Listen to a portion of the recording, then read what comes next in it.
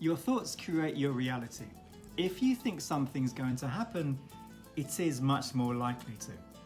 And if you think something's not going to happen, there's less chance that it will. You could call it the placebo effect and the nocebo effect.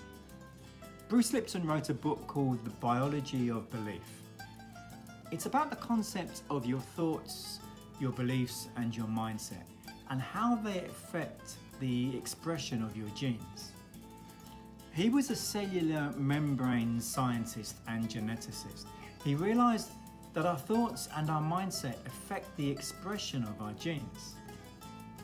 He conducted an interesting experiment. He took some cells and took the DNA out of the cell.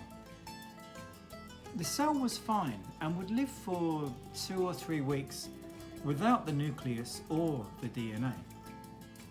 You could say that the DNA is a little bit like a recipe book that gives you recipes for proteins and various building blocks. But when the cell does not have the nucleus and not have the DNA, the cell works just fine. But when it needs to go in there to repair damage, does it then have to then tap into the DNA? So back to your mindset, and more specifically having a positive mindset. This is really critical. There is a concept called the nocebo. When a doctor says something to a patient such as, "You're going to die from this," that can be like a death wish. That negative mindset is toxic. A placebo is the effect where the doctor gives you a sugar pill and says, "With this, you're going to get better." It's just a sugar pill, but the person does get better. Mindset and beliefs can have a positive effect or a negative effect. Is the glass half empty or is the glass half full? It depends on how you want to look at it. What is your perspective on things? You can shift your perspective. Some people go to therapists such as CBT, cognitive behavioral therapy.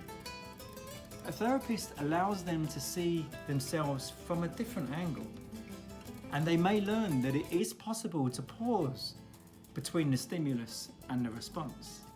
They may now see that glass differently.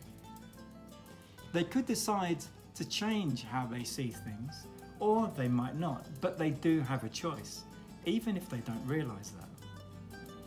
Their emotional connection to what they're seeing will have a huge effect on whether they make a choice.